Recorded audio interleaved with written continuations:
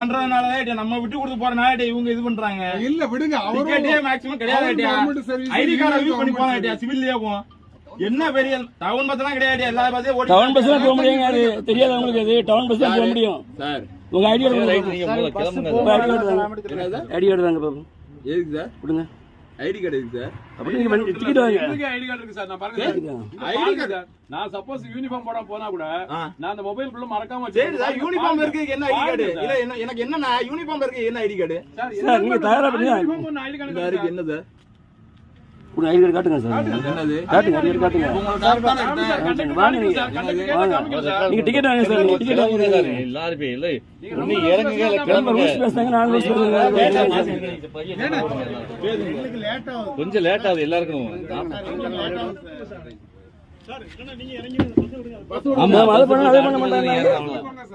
அது எப்படி சார்? என்ன சார் இது ஒரு